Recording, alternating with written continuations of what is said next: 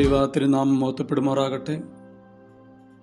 Sharjah saint Mary's Soonoro cathedral ദേവാലയത്തിൻ്റെ കീഴിലുള്ള saint Mary's youth അസോസിയേഷൻ്റെ ആഭിമുഖ്യത്തിലുള്ള നോമ്പുകാല ചിന്തയിൽ ഈ വർഷവും ബലഹീനനായ എനിക്ക് പങ്കുകാരനാകുവാൻ സാധിക്കുന്നതിനെ ഓർത്ത് ദൈവത്തെ മഹത്വപ്പെടുത്തുകയാണ്.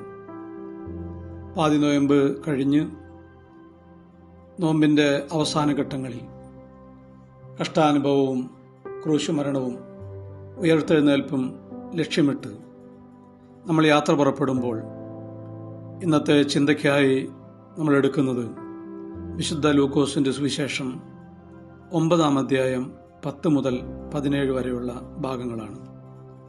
അതിലെ 10-ാമത്തെ തിരുവചനം എങ്ങനെയാണ് കാണുന്നത്? ശ്ലീഹന്മാർ തിരിച്ചെത്തി അവർ പ്രവർത്തിച്ചതെല്ലാം വിശദമായി യേശുവിനെ അറിയിച്ചു. താൻ അവരെ മാത്രമായി ബെത്സൈദയിലുള്ള ഒരു വിജനപ്രദേശത്തേക്ക് കൂട്ടിക്കൊണ്ടുപോയി. ദൈവതിരുനാമം മഹത്വപ്പെടുമാറാകട്ടെ. ജീവിതത്തിൻ്റെ വ്യത്യസ്ത അവസ്ഥകളിലായിരുന്ന വളരെ സാധാരണക്കാരായിട്ടുള്ള ആളുകളെ യേശു തിരഞ്ഞെടുത്ത് തൻ്റെ അപ്പോസ്തോല വൃന്ദത്തിലേക്ക് അവരെ പരിശീലിപ്പിക്കുന്നതാണ് ഈ രംഗം. ഈ അധ്യായത്തിൻ്റെ ആരംഭഭാഗം മുതൽ പഠിക്കുമ്പോൾ യേശു താൻ പഠിപ്പിച്ച കാര്യങ്ങളുടെ പ്രായോഗികമായ പ്രവർത്തനങ്ങൾക്കായി തൻ്റെ അപ്പോസ്തല വൃന്ദങ്ങളിൽ ഉള്ളവരെ 2 പേരായി സുവിശേഷ വേലയ്ക്കായി അയക്കുന്നതായിട്ട് നമുക്ക് കാണുവാൻ സാധിക്കും. രോഗികളെ സൗഖ്യമാക്കുവാൻ തുടങ്ങി വ്യത്യസ്തമായ നിർദ്ദേശങ്ങളും അല്ലെങ്കിൽ അവർക്കുടെ പ്രവർത്തന മണ്ഡലങ്ങൾ ചൂണ്ടിക്കാണിച്ചു കൊടുത്തുകൊണ്ടാണ് അവർ വിടുന്നത്. അതെല്ലാം നമുക്ക് ആദ്യം മുതൽ വായിക്കുമ്പോൾ മനസ്സിലാക്കാവുന്നതാണ്. അവരെല്ലാവരും സുവിശേഷ വേലയിലായിരുന്നു. പോയി തിരിച്ചു വന്നു. അവർ യേശുവിനോട് തങ്ങളുടെ പ്രവർത്തനങ്ങളെക്കുറിച്ച് വിശദീകരിക്കുന്നതാണ് ഇന്നത്തെ രംഗം. പ്രിയമുള്ളവരെ, മീൻ പിടിച്ചു നടന്നവരും ചുങ്കക്കാരുമായിരുന്നവർ യേശുവിൻ്റെ നിർദ്ദേശപ്രകാരം സുവിശേഷ വേലയിലായപ്പോൾ നടന്ന അത്ഭുതങ്ങളെ ഓർത്ത് വാസ്തവത്തിൽ അവർക്ക് തന്നെ ആശ്ചര്യമായി തീർന്നു. അതുകൊണ്ടാണ് അവർ വിശദമായി യേശുവിനെ ഈ കാര്യങ്ങളെല്ലാം അറിയിക്കുവാൻ വ്യഗ്രത കാണിച്ചത് എന്ന് നമുക്ക് മനസ്സിലാക്കുവാൻ സാധിക്കും. പക്ഷെ യേശു അവർ ചെയ്തത് പൂർണ്ണമാണെന്നോ അപൂർണമാണെന്നോ ഒന്നും പറയുന്നില്ല. പക്ഷെ യേശു അവരെ വിളിച്ചുകൊണ്ട് വിജനമായ സ്ഥലത്തേക്ക് പോവുകയാണ്. എന്തിനാണ് യേശു വിജനമായ സ്ഥലത്തേക്ക് അവരെ കൊണ്ടുപോയത്? നമുക്കറിയാം, യേശു ക്രിസ്തുവിൻ്റെ പരസ്യ ശുശ്രൂഷയിൽ അത്ഭുതങ്ങളുടെ ആരംഭത്തിലും അവസാനത്തിലും അവൻ ഏകാന്തതയിൽ പോയിരുന്ന് പ്രാർത്ഥിക്കുമായിരുന്നു.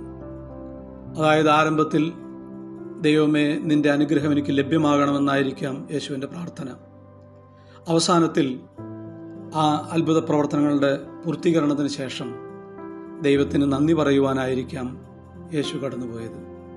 ഒരുപക്ഷെങ്കിൽ അപ്പോസ്തലന്മാരുടെ പക്ഷത്തു നിന്ന് അങ്ങനെയുള്ളൊരു പ്രവർത്തനം കാണാത്തത് കൊണ്ടായിരിക്കാം, അല്ലെങ്കിൽ അതിനെക്കുറിച്ച് കൂടുതൽ ബോധ്യങ്ങൾ കൊടുക്കുവാൻ ആഗ്രഹിച്ചതുകൊണ്ടായിരിക്കാം അവരെയും ഏകാന്തതയിലേക്ക് കൊണ്ടുപോയത്. പ്രിയമുള്ളവരെ, നമ്മൾ ഓർക്കേണ്ടത് നമ്മുടെ ഏത് പ്രവർത്തനങ്ങളും ദൈവം നമ്മോട് കൂടെയുള്ളത് കൊണ്ട് മാത്രമാണ് വിജയിക്കുന്നത്. അതുകൊണ്ടാണ് വചനം നമ്മെ ഓർപ്പിക്കുന്നത്, കർത്താവ് എൻ്റെ പക്ഷത്തുണ്ടെങ്കിൽ ഞാൻ ആരെ പേടിക്കേണ്ടു. അതായത് ദൈവം നമ്മുടെ പക്ഷത്തുണ്ടെങ്കിൽ മാത്രമേ നമ്മുടെ ജീവിതത്തിൽ വിജയങ്ങൾ ഉണ്ടാവുകയുള്ളൂ. ആ ബോധ്യം ഉണ്ടാകുമ്പോഴാണ് നമുക്ക് നമ്മുടെ നേട്ടങ്ങളെക്കുറിച്ച് അഹങ്കാരമില്ലാതിരിക്കുകയുള്ളൂ. അതുകൊണ്ട് തന്നെ ദൈവം എനിക്ക് നേട്ടങ്ങൾ നിർവഹിച്ചു തന്നു എന്നുള്ള ബോധ്യം ഉൾക്കൊണ്ടുകൊണ്ട് നമുക്ക് കിട്ടുന്ന അനുഗ്രഹത്തിൻ്റെ അവസാനം നമ്മൾ ദൈവത്തോട് നന്ദി പറയുവാനായി ബാധ്യസ്ഥരാണ്. അത് ബോധ്യപ്പെടുത്തുവാനാണ് യേശു ഈ അപ്പോസ്തലന്മാരെ ഏകാന്തതയിലേക്ക് കൊണ്ടുപോയത്. ഈ വലിയ നോമ്പിൽ നമ്മൾ എടുക്കേണ്ട ഒരു പ്രധാനപ്പെട്ട തീരുമാനമാണ്, എനിക്ക് ഒറ്റയ്ക്ക് ഒന്നും ചെയ്യാൻ സാധിക്കുകയില്ല. എൻ്റെ കർത്താവിൻ്റെ പക്ഷത്തുണ്ടെങ്കിൽ മാത്രമേ എനിക്കെന്തെങ്കിലും പ്രവർത്തിക്കുവാനായിട്ട് സാധിക്കുകയുള്ളൂ. ആ ബോധ്യത്തോടുകൂടി നമുക്ക് മുമ്പോട്ട് പോകാം. ഈ തുടർന്നുള്ള ദിവസങ്ങളിലെല്ലാം ഈ വചനങ്ങൾ നമ്മെ ബലപ്പെടുത്തട്ടെ എന്ന് പ്രാർത്ഥിച്ച് ആശംസിച്ചുകൊണ്ട് ഇതുമായി ബന്ധപ്പെട്ട എല്ലാവരോടുള്ള നന്ദി അറിയിച്ചുകൊണ്ടും എല്ലാവർക്കും വേണ്ടി പ്രാർത്ഥിച്ചുകൊണ്ട് നിർത്തുന്നു. ദൈവതിരുനാമം മാത്രം മഹത്വപ്പെടുമാറാകട്ടെ.